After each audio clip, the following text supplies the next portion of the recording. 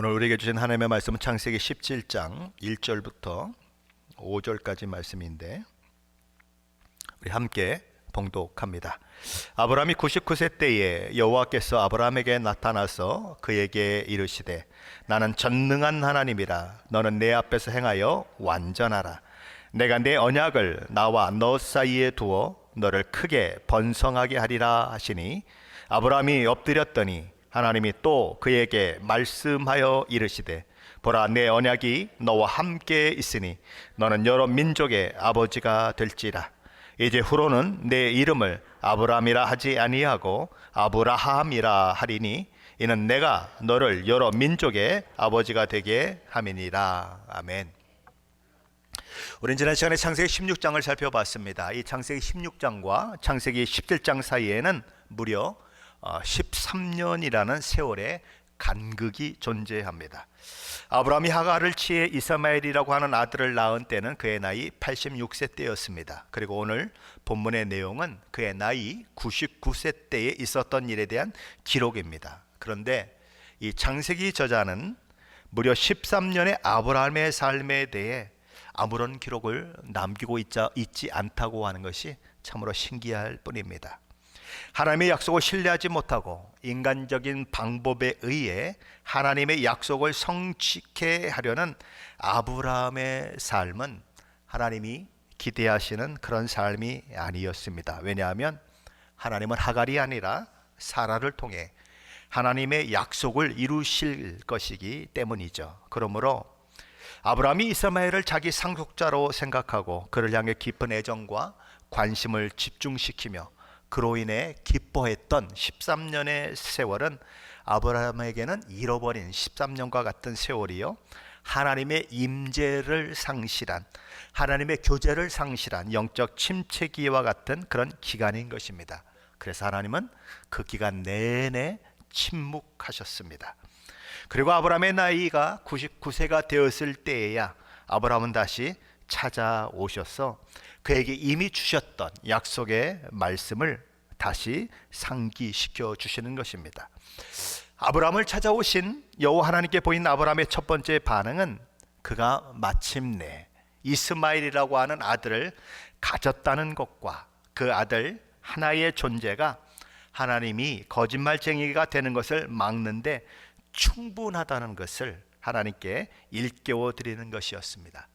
아브라함은 이제 이스마엘로 인해 하나님께서 아브라함에게 주신 약속이 성취될 수 있다고 생각했습니다. 하지만 하나님의 약속은 그런 식으로 성취되지 않습니다. 왜냐하면 메시아의 혈통은 인간의 노력으로, 인간에 의해 되어질 수 없는 것이기 때문입니다. 만일 그렇게 된다면 그런 하나님이 어찌 온 세상을 통치하실 수 있으시며 다스릴 수 있는 하나님이라고 할 수 있겠습니까? 하나님은 전능하신 하나님이십니다. 인간의 도움이 필요하지 않는 하나님이십니다. 아브라함을 찾아오신 하나님은 무엇이라고 말씀하셨을까요? 1절 말씀인데 함께 읽어보겠습니다. 아브라함이 99세 때에 여호와께서 아브라함에게 나타나서 그에게 이르시되 나는 전능한 하나님이라. 너는 내 앞에서 행하여 완전하라. 하나님께서 아브라함에게 첫 번째 하신 말씀은 나는 전능한 하나님이다 라는 말씀이었습니다. 나는 엘샤다이, 그렇게 말씀하셨습니다. 하나님께서 당신 자신을 전능한 하나님이라고 말씀하신 것은 여기가 처음입니다. 이전까지는 어느 곳에서도 하나님이 당신 자신을 전능한 하나님으로 소개하신 적이 없습니다. 사례가 하갈을 첩으로 드리고 아브라함에게 그렇게 드리라고 권유했던 이유는 무엇일까요? 아브라함이 그런 사례의 권유를 즉각 받아들여 하갈을 첩으로 취하고 그를 통해 이스마엘을 얻게 된 이유가 무엇일까요?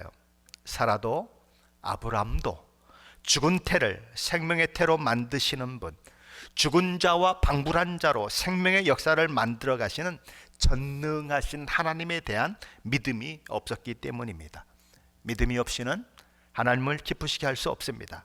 믿음이 없으면 하갈을 통해 아이를 낳는 인간적인 방법이 아주 크게 보이고 전능하신 하나님의 일하심을 통해 죽은 태를 가진 사라를 통해 아이를 낳는 것은 거의 불가능해 보이는 것입니다. 그래서 크게 보이는 인간적인 방법을 통해 이스마엘을 얻게 되는 것이고, 이 아브라함은 그렇게 얻게 된 이스마엘이 하나님의 약속의 성취라도 되는 양 기뻐하고 안심하고 평안을 누리는 것입니다. 저와 여러분의 하나님은 엘샤다이, 전능하신 하나님이십니까? 하나님의 전능하신 하나님이심을 믿어지는 자는 세상의 방법, 세상이 주는 기쁨, 세상에서 얻는 만족이 아니라 하나님의 방법을, 하나님이 주시는 기쁨을, 하나님이 주시는 만족을 찾는 자입니다. 하나님께서 아브라함에게 주신 두 번째 말씀은 너는 내 앞에서 행하라는 말씀입니다. 그의 삶은 하나님 앞에서 사는 삶이 되어야 한다는 것입니다. 종교개혁가들은 코람데오라는 말을 주로 많이 사용했습니다. 이 라틴어 코람데오는 하나님 앞에서라는 뜻을 가진 단어입니다. 하나님 앞에서 나는 정직하게 말하는가, 정직하게 사는가, 나의 신앙은 다른 사람의 눈치를 보는 신앙인가, 아니면 하나님의 눈치를 보는 신앙인가, 누구에게 인정받기를 나는 원하고 있는가, 사람인가 하나님인가 하는 모든 것이 하나님 앞에서 행하라는 말씀 속에 들어있는 의미인 것입니다. 하나님께서 아브라함에게 주신 세 번째 약속은 완전하라는 말씀입니다.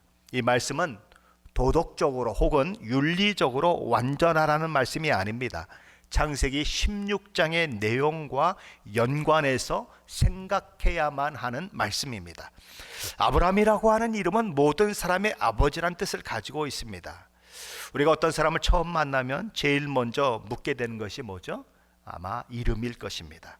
당신 이름이 뭡니까? 아니면 선생님 이름이 어떻게 되십니까? 선생님 성함이 어떻게 되십니까? 그러면 아브라함은 뭐라고 대답을 했을까요? 당연히 아브라함이다 라고 대답을 했겠죠. 그런데 그 아브라함의 뜻이 무엇이라고 했습니까? 많은 사람의 아버지라, 이렇게 되어 있는 거예요. 아브라함? 많은 사람의 아버지? 그럼 사람들이 딱 묻겠죠. 뭐라고 묻을 것 같아요? 여러분이라면 뭐라고 묻겠습니까? 자식이 많으신가 봐요. 그러니 이름이 많은 사람의 아버지죠. 이렇게 물었을 겁니다. 자, 그럴 때 아브라함의 표정을 카메라에 담는다면 어떤 표정일까요? 아마도 곤혹스러운 표정을 지을 것입니다. 그는 기어 들어가는 목소리로 나지막하게 말할 것입니다. 아직 한 명의 자녀도 없습니다. 그런 일이 손님이 올 때마다 반복이 된다면 여러분 같으면 그 기분이 어떻겠습니까? 그런데 이제 하갈이라는 여종을 통해 이스마엘을 얻게 되는 것입니다. 그런데 또 누가 물어요. 자녀는 몇 명이나 되십니까? 아직 한 명밖에 없지만 하나님께서는 그 아들을 통해서 엄청나게 축복을 해 주실 것입니다. 이렇게 되는 거예요. 그렇게 마음의 위안과 그리고 부끄러움과 수치를 제거해 준 아들이 누구냐? 이스마엘이라는 것입니다. 하지만 하나님은 그는 아브라함에게 말씀하시는 것입니다. 너는 내 앞에서 행하여 완전하라. 창세기 16장에서 아브라함이 행한 모든 인간적인 방법은 하나님 앞에서 행한 일도 아니요, 하나님 앞에서 완전하게 행한 것도 아니라는 말씀이에요. 그것은 육신적인 방법을 동원한 것이요, 믿음으로 행하지 않은 것이요, 전능하신 하나님을 의지하지 못한 결과이고, 하나님이 방법이 아니라 세상의 방법뿐이니 이제라도 그 모든 것을 뒤로 하고 돌이키라는 것입니다. 하나님께서는 그런 식으로 하나님의 약속을 이루시는 분이 아니라 죽은 자를 살리시고 죽은 태를 열어 생명의 열매를 맺게 만드는 전능하신 하나님이니 그분을 신뢰하는 믿음의 자리로 돌아오라는 것입니다. 하나님께 집중하라는 거예요. 하나님만 바라보라는 거예요. 하나님의 말씀을 놓치지 말고 굳게 붙들라는 것입니다. 하나님께서는 자신 앞에 엎드려 듣고 있는 아브라함에게 말씀하십니다. 2절 말씀입니다. 한번 같이 읽어볼까요? 내가 내 언약을 너와 너 사이에 두어 너를 크게 번성하게 하리라 하시니, 하나님께서는 아브라함과 맺은 언약을 다시 상기시켜 주셨습니다. 그리고는 1차적으로 주신 말씀이 4절로 8절 말씀입니다. 한번 같이 읽어볼까요? 4절로 8절 말씀입니다. 보라, 내 언약이 너와 함께 있으니 너는 여러 민족의 아버지가 될지라. 이제 후로는 내 이름을 아브라함이라 하지 아니하고 아브라함이라 하리니 이는 내가 너를 여러 민족의 아버지가 되게 함이니라. 내가 너로 심히 번성하게 하리니 내가 내게서 민족들이 나게 하며 왕들이 내게로부터 나오리라. 내가 내 언약을 나와 너 및 내 대대 후손 사이에 세워서 영원한 언약을 삼고 너와 내 후손의 하나님이 되리라. 내가 너와 내 후손에게 내게 거류하는 이 땅 곧 가나안 온 땅을 주어 영원한 기업이 되게 하고 나는 그들의 하나님이 되리라. 하나님께서 아브라함에게 뭐라고 말씀하십니까? 내 언약이 너와 함께 있으니 라고 말씀하십니다. 아브라함의 의심, 아브라함의 불순종, 아브라함의 육신적 생각에도 불구하고 하나님이 아브라함과 맺으신 언약은 여전히 유효하다는 것입니다. 하나님께서 아브라함을 택하시고 복주기로 작정하신 그 하나님의 약속은 아브라함의 못난과 실패에도 불구하고 폐기 처분되지 않았다는 것입니다. 하나님이 복 주시기로 작정하셨는데 누가 그것을 무효화할 수 있겠습니까? 누가 그것을 막을 수 있겠습니까? 하나님이 복 주시기로 작정하시면 복이 임하는 것입니다. 왜냐하면 그분은 엘샤다이, 전능하신 하나님이시기 때문인 것입니다. 언약한 것을 반드시 지키시는 하나님 엘샤다이, 전능하신 하나님께서는 아브라함의 이름을 더 이상 아브람이 아니라 아브라함이라고 부르겠다고 선언하십니다. 아브라함은 많은 사람의 아버지란 뜻을 가진 이름이라면 아브라함은 모든 민족의 아버지란 뜻을 가진 이름입니다. 많은 사람의 아버지란 뜻을 가진 아브라함일 때도 아브라함은 수많은 방문객들이 묻는 질문 때문에 당혹스러웠던 때가 많았습니다. 그러나 이제 겨우 한 아들, 그렇죠? 한 명의 아들 이스마엘을 얻어 조금 망신스러운 상황을 면하고 있는 처지인데 하나님은 그의 이름을 더 크게 넓혀버리신 것입니다. 모든 민족의 아버지라는 이름의 뜻을 가진 아브라함이 되게 하시겠다라는 거죠. 사람들은 딱 하나의 아들만 두고 있는 아브라함이 여러분 이제부터 내 이름은 아브라함입니다 이렇게 얘기하면 어떻게 반응을 할까요? 한번 여러분 생각해 보세요. 이제 딱 한 명밖에 없어요. 근데 지금까지 많은 사람의 아버지라고 하는 것도 말이 안 되는데, 그렇죠? 많은 민족의 아버지다. 이름을 바꾸겠다고 이 노인네가 나와서 얘기를 하니 이게 말이 되느냐는 것입니다. 아니 이 늙은이가 86세가 되어서 젊은 여종을 통해 자식을 얻더니 이제 보이는 게 없는가 봐. 뭐라고? 모든 민족의 아버지라고? 허허, 참 기가 막혀서 그러지 않았겠습니까? 속으로 킥킥거리지 않았겠습니까? 하지만 하나님은 그렇게 하실 수 있는 분이라는 거예요. 왜냐하면 하나님은 미리 선포하시고 그렇게 성취되게 하시는 전능하신 하나님이시기 때문이라는 거죠. 2절로 8절까지 말씀 속에서 반복되는 문장이 있어요. 그게 뭔지 아십니까? 내가 무엇을 하리라 하는 문장입니다. 누가 이 일을 하십니까? 내가 라고 말씀하시는 여호와 하나님이 하신다는 것이죠. 영어 성경에는 I will 이런 말을 씁니다. 그런데 제가 한참을 쉬어보니까 창세기 17장에 하나님이 아브라함을 위해서 뭘 하겠다라고 선포하시면서 I will 이라고 사용한 그 문장이 제가 셌을 때는 16개예요. 근데 책에는 17개로 되어 있더라고요. 근데 시간이 없어서 다시 세보질 못했습니다. 내가 뭐를 하겠다. 이게 그렇게 많이 나오고 있다는 거예요. 하나님께서는 새로운 이름이 주어진 아브라함에게 말씀하세요. 뭐라고 말씀하십니까? 첫째로 내가 너로 심히 번성하게 하겠다. 그의 이름대로 만들어 주겠다는 거죠. 둘째로 내가 네게서 민족들이 나게 하며 왕들이 네게서 나오리라. 그야말로 모든 민족의 아버지가 되게 하시겠다라는 선언입니다. 셋째로 하나님의 언약이 아브라함 당대에만 영향을 미치는 것이 아니라 그의 후손에게까지 영향을 미치도록 할 것이다 라고 말씀하셨습니다. 하나님이 주신 복이 아브라함 당대를 넘어 이삭에게, 야곱에게, 야곱의 12아들에게 그리고 후손들에게 넘쳐날 것이다 라는 거죠. 하나님의 복이 우리 당대를 넘어 우리 후손에까지 영향을 미친다고 한다면 얼마나 감사한 일이겠습니까? 이런 하나님의 복 주심이 저와 여러분 가운데도 넘치기를 축원합니다. 넷째로 말씀하신 것은 아브라함과 그의 후손에게 지금 아브라함이 발딛고 있는 이 땅, 가나안 땅을 영원한 기업으로 주시겠다는 말씀입니다. 자, 그리고 하나님께서 2차적으로 말씀해 주신 것은 아브라함과 그 집에 속한 모든 남자들이 할례를 행해야 한다는 말씀이었습니다. 9절로 14절 말씀인데 한번 같이 읽어봅니다. 하나님이 또 아브라함에게 이르시되 그런즉 너는 내 언약을 지키고 내 후손도 대대로 지키라. 너희 중 남자는 다 할례를 받으리라. 이것이 나와 너희와 너희 후손 사이에 지킬 내 언약이니라. 너희는 표피를 베어라. 이것이 나와 너희 사이의 언약의 표징이니라. 너희의 대대로 모든 남자는 집에서 난 자나 또는 너희 자손이 아니라 이방 사람에게서 돈으로 산 자를 막론하고 난 지 8일 만에 할례를 받을 것이라. 너희 집에서 난 자든지 너희 돈으로 산 자든지 할례를 받아야 하리니 이에 내 언약이 너희 살에 있어 영원한 언약이 되려니와 할례를 받지 아니한 남자 곧 그 표피를 베지 아니한 자는 백성 중에서 끊어지리니 그가 내 언약을 배반하였음이니라. 하나님의 말씀에, 언약의 말씀에 순종하고 지켜야 할 사람들은 아브라함을 포함한 모든 후손들입니다. 그리고 하나님과 그들과 언약 관계 가운데 있다는 언약의 표징으로 행하는 할례도 아브라함을 포함한 모든 후손들이 행해야 하는 것이라고 우리 하나님은 말씀하고 계십니다.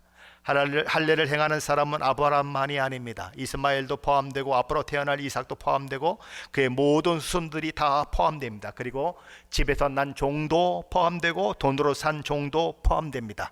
그가 이방인이라도 상관이 없습니다. 아브라함의 집에 속한 자라면 다 할례를 행하라. 모든 남자는 다 할례를 행하는데 난 지 8일 만에 할례를 받아야 한다, 이렇게 말씀하셨습니다. 그런데 여기서 우리는 하나님께서 할례가 언약의 하나님과 그들 사이에 언약의 표징이라고 말씀하고 있다는 사실을 주목해야 합니다. 할례는 언약의 표징이지 언약 자체가 아닙니다. 하나님과 그들이 언약 관계에 있다고 하는 것을 보여주는 표징이지 할례가 곧 언약은 아니라는 것입니다. 그러므로 할례만 행하면 하나님의 자녀가 되고 하나님의 백성이 된다고 우기면 안 된다는 것입니다. 그것은 이것과 똑같아요. 세례만 받으면 난 구원받았다고 얘기할 수 없다는 것입니다. 세례는 구원받았다고 하는 증거로 받는 것뿐이지 세례 받았기 때문에 구원받은 것은 아니라는 거예요. 이해되십니까? 그들은 자신들이 하나님과 언약 가운데 있는 하나님의 백성임을 생각하면서 그 표시로 할례를 행하는 것입니다. 하나님께서 만일 그럼에도 불구하고 할례를 받지 않고 거부하는 자들이 있다면 하나님의 백성 중에서 끊어질 것이다 라고 말씀하셨습니다. 왜냐하면 그것은 단지 할례를 거부하는 것이 아니라 스스로 하나님과 언약 백성 관계에 있다는 사실을 거부하는 것이기 때문입니다. 하나님께서 3차적으로 말씀하신 것은 아브라함의 아내 사레에 대한 약속의 말씀입니다. 먼저 15절로 19절 말씀인데 함께 읽어보겠습니다. 하나님이 또 아브라함에게 이르시되 내 아내 사레는 이름을 사레라 하지 말고 사라라 하라. 내가 그에게 복을 주어 그가 내게 아들을 낳아주게 하며 내가 그에게 복을 주어 그를 여러 민족의 어머니가 되게 하리니 민족의 여러 왕이 그에게서 나리라. 아브라함이 엎드려 웃으며 마음속으로 이르되 100세 된 사람이 어찌 자식을 낳을까? 사라는 90세니 어찌 출산하리요 하고 아브라함이 이에 하나님께 아뢰되 이스마엘이나 하나님 앞에 살기를 원하나이다. 하나님이 이르시되 아니라 내 아내 사라가 내게 아들을 낳으리니 너는 그 이름을 이삭이라 하라. 내가 그와 내 언약을 세우리니 그의 후손에게 영원한 언약이 되리라. 하나님께서는 아브라함의 아내 사레의 이름을 사라로 바꾸어 주셨습니다. 어떤 분들은 이 사레라고 하는 이름이 공주라는 의미를 가지고 있고 또 사라라고 하는 의미가 열국의 어미라는 의미를 가지고 있다라고 얘기하는 분들이 있는데 또 어떤 분은 사레나 사라나 같은 의미의 이름이다 이렇게 얘기하는 분들도 있어서 뭐라고 얘기하기가 참 어렵습니다. 어찌되었든 하나님은 사레에게 두 가지를 선포하셨습니다. 첫째는 그가 아브라함을 통해 아들을 낳게 된다는 것입니다. 둘째로 하나님께서는 아브라함에게 사라가 이 아브라함을 통해 아들을 낳게 되거든 그의 이름을 이삭이라고 하라고 하시면서 내가 그 아들 이삭과 내 언약을 세우고 그 이삭의 후손과 영원한 언약을 세우겠다고 하셨습니다. 하지만 아브라함은 엎드려 쓴 웃음을 짓는 것이지요. 100세나 된 내가 무슨 자식을 낳게 되겠습니까? 90세나 된 사라가 무슨 자식을 낳을 수 있겠습니까? 지금 아브라함의 나이는 99세예요. 사라의 나이는 89세예요. 근데 왜 100세라고 얘기합니까? 왜 90세라고 얘기합니까? 아기를 낳을 때를 기준으로 해서 얘기하는 것입니다. 불가능합니다. 그 얘기를 하는 것이죠. 그러니 이스마엘이나 하나님 앞에 살기를 원하나이다 라고 그는 말하는 것입니다. 자신과 사라를 통해 아이가 태어난다고 하는 것은 불가능하니 그런 말씀 마시고 이스마엘이나 잘 키워달라고 이야기한 것입니다. 그럼 이 말을 한 때가 언제입니까? 하나님께서 그에게 너는 모든 민족의 아버지가 될 것이다 라고 하는 약속의 말씀을 주시며 그 이름을 아브람에서 아브라함으로 바꾸어 주신 이후에 그가 내뱉었던 말인 것입니다. 하나님의 위대하신 계획, 전능하신 하나님의 일하심과 그 복을 누려야 할 아브라함의 믿음 사이의 간극은 커도 너무 컸다는 것입니다. 그는 모든 민족의 아버지가 된다는 의미로 하나님께서 자기에게 주신 이름을 비웃고 있습니다. 그런 그를 향해 끝까지 포기하지 아니하시는 하나님의 사랑, 언약을 성실하게 지켜내시는 하나님의 신실하심이 없었다면 아브라함은 여기서 끝장나는 것이지요. 아브라함의 삶은 하나님과의 관계를 빼어내면 그야말로 죄인된 모습 그대로요, 하나님의 복과 은혜를 받아 누리기에는 너무나 부족하고 또 부족한 인간의 모습 그대로였다는 것입니다. 하지만 전능하신 하나님은 그런 아브라함의 연약함과 믿음 없음에도 불구하고 그 가정에 이삭을 허락하시는 것입니다. 이삭의 이름의 뜻이 무엇입니까? 웃음입니다. 하나님께서는 아브라함의 헛웃음을 진짜 웃음으로 만들어내실 것입니다. 이삭의 이름의 의미는 그의 부모인 아브라함과 사라의 불신앙에서 비롯된 이름입니다. 여기서 아브라함이 웃었지만 나중에 보면 사라도 웃어요. 아브라함과 사라가 하나님의 약속의 말씀을 비웃었기 때문에 지어진 이름이에요. 그러므로 그의 이름을 이삭이라고 한 것은 이런 의미예요. 오늘은 너희가 나의 말을 믿지 못해서 웃지만 머지않아 너희들의 비웃음이 참 웃음으로 변하는 것을 보게 될 것이다.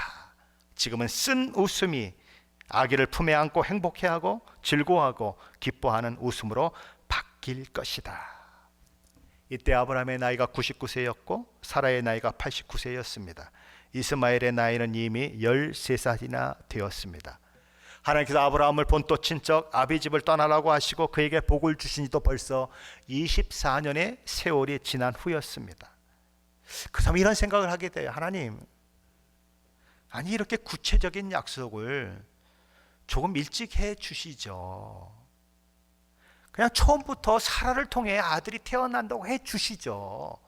아니 왜 그런 말씀을 안 하셔서 아브라함이 사례가 아니라 하갈을 통해 자식을 낳게 만들고 그게 실수가 되고 실패한 이유가 되는 그런 일들이 다 일어난 이후에 그제서야 하나님은 사라를 통해서 낳은 아들이 내 언약 백성이 되겠다고 말씀하시느냐라는 그런 생각이 드는 거예요. 왜 그렇게 하십니까? 그때가 하나님의 때이기 때문이에요. 아브라함은 잊었을지라도 하나님은 한 번도 아브라함에게 하신 약속을 잊으신 적이 없습니다. 그리고 하나님은 하나님의 때에 하나님의 일을 하시고 계신 것이죠. 사례가 가나안 땅에 들어왔을 때를 기억하십니까? 이렇게 기근이 들어서 애굽으로 피신했을 때 사례는 너무나 젊어 보였고 아름다워 보였습니다. 그래서 애굽 왕 바로가 탐을 낼 정도였습니다. 만일 그때 하나님께서 그 가정에 아들을 주셨다면 그들은 그 일을 하나님이 하신 일이 아니라 자신의 탓으로 돌릴 수 있습니다. 하지만 이제는 아닌 것입니다. 아브라함도 사라도 모든 희망을 다 접은 상태에 있습니다. 그들에게서 아들이 태어난다고 하는 것은 불가능합니다. 특별히 이미 폐경기가 지난 지 오래돼 버린 사라를 통해 아이가 태어난다고 하는 것은 신체적으로, 의학적으로 절대 불가합니다. 만일 사라에게 신체적으로, 의학적으로 1%의 확률이라도 있었다면 그때는 하나님의 때가 아닌 것입니다. 왜냐하면 하나님은 죽은 몸을 통해 생명을 만들어내심으로 이 일이 전적인 하나님의 은혜 베푸심의 결과여 전능하신 하나님의 능력으로 되어진 100% 하나님이 하신 일이라고 아브라함도 고백하게 만들고, 사라도 고백하게 만들고, 주변 모든 사람들도 고백하게 만들고, 그 기록을 읽고 있는 저와 여러분에게도 고백하게 만들기를 원하시며 이 일을 행하시고 계시기 때문인 거죠. 이삭의 출생은 아브라함과 사라가 확률 제로일 때 이루어진 하나님의 일하심의 결과입니다. 하나님 종종 그렇게 일하세요. 자타가 다 불가능하다고 생각할 때 일을 하십니다.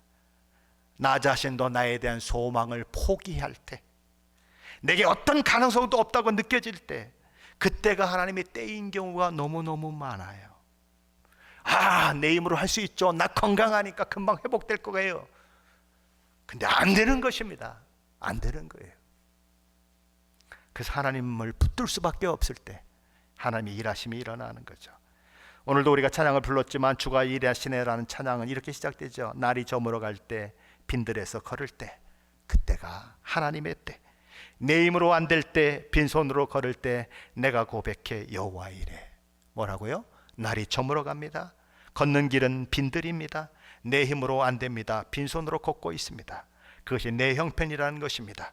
불가능합니다. 그게 내 형편이라는 것입니다. 하지만 그때가 하나님이 일하시는 때, 하나님께서 미리 준비하시는 때라는 거예요. 그렇게 고백하게 하는 때, 여호와 이레의 때라는 것이죠. 아브라함은 이스마엘로 만족하려고 했습니다.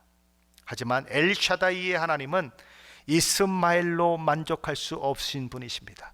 이스마엘은 하나님이 베푸신 기적의 산물이 아니에요. 아브라함과 하갈의 힘으로 낳은 아들이에요. 하나님이 원하시는 것은 아브라함도 사라도 하나님이 하셨습니다라고 하는 고백을 하게 만드는 것입니다.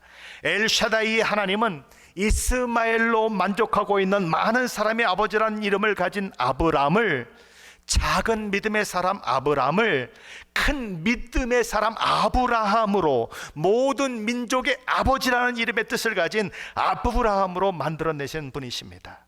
믿음 없는 그를 들어 믿음의 조상이 되게 하시는 전능하신 하나님이십니다. 그러나 그럼에도 불구하고 하나님은 이스마엘이나 하나님 앞에 있기를 원합니다라고 이야기했던 아브라함의 말에도 귀를 기울여 주셨습니다. 그리고 이스마엘에게도 복을 주셔서 창대하게 해주겠다라고 약속하셨습니다. 하지만 하나님의 언약은 그와 관계되는 것이 아니라 사라를 통해 태어날 이삭과 관계되는 것임을 분명히 하셨어요. 창세기 17장 21절 말씀인데 함께 읽어보겠습니다. 21절입니다. 내 언약은 내가 내년 이 시기에 사라가 내게 낳은 이삭과 세우리라. 이스마엘에게도 하나님의 복을 주시겠지만, 그러나 그는 언약의 아들이 아니다라는 것을 분명히 하시는 것입니다. 아직 태어나지 않았지만 내년 이맘때에 태어날, 사라를 통해 태어날 이삭을 통하여 내 언약이 이루어질 것이다, 그렇게 말씀하는 거죠. 아브라함이 이스마엘을 얻고 산 13년의 세월은 하나님의 성취가 그를 통해 이루어졌다고 생각하고 산 착각의 세월입니다. 그는 하나님께서 언약을 신실하게 지켜내셨다고 아마도 찬양하고 감사했을 것입니다. 하지만 그가 드렸던 경배, 그가 드렸던 찬양, 그가 드렸던 감사, 실제는 조금도 하나님을 기쁘시게 하지 못한 경배여 찬양이여 감사였습니다. 그 모든 아브라함의 착각의 삶은 이스마엘을 하나님의 약속의 성취라고 착각한 데서 비롯된 것이죠. 그의 13년의 삶은 가짜 약속에 취해서 진짜 약속을 잃어버린 안타까운 시간이요, 영적으로는 잃어버린 시간입니다. 진짜 복이 아니라 가짜 복을 가지고 진짜 복을 누리는 것처럼 산 거짓에 사로잡힌 시간입니다. 아브라함이 그랬듯이 진짜 복이 아니라 가짜 복을 붙들고 사는 사람들, 진짜 하나님의 약속이 아니라 가짜 하나님의 약속에 취해 사람들이 있을 수 있습니다. 그러면서도 그것이 하나님이 주신 복을 누리고 있는 것이라고 생각하며 사는 사람들이 또한 있을 수 있습니다. 그런 모습 때문에 하나님의 마음은 너무나 씁쓸하고 너무나 안타까운데도 불구하고 그것을 하나님의 은혜라고 생각하며 일그러진 하나님의 얼굴을 향해 찬양과 경배와 감사를 돌려드리는 사람들이 있을 수 있다는 거예요. 하나님은 전혀 그게 하나님이 주신 복이라고 생각하지 않으시는데 자기는 그것이 하나님 주신 복이라고 생각해요. 자기가 누리고 있는 것이 하나님의 복이라고 생각해요. 하나님의 은혜를 베푸신 결과라고 생각해요. 그래서 하나님을 높여드리고 하나님을 찬양하고 하나님 앞에 감사하는데 하나님의 얼굴에 일그러지는 거예요. 도무지 그 찬양을, 그 감사를, 그 기도를 받을 수가 없는 거예요. 왜요? 하나님이 주신 복이 아니기 때문에 지멋대로 자기 마음대로 하나님 주신 복이라고 선언하며 살고 있기 때문에 안 되는 것입니다. 저와 여러분은 어떻습니까? 하나님의 약속과 하나님의 말씀에 기초하지 않는 삶은 그저 세월 허송하는 것에 불과합니다. 가짜를 위해 인생 허비하지 마시고 진짜를 위해 삶을 들이시기를 소원합니다. 이스마엘에 취하는 자들이 아니라 이삭에 취하는 자들이 되기를 소원합니다.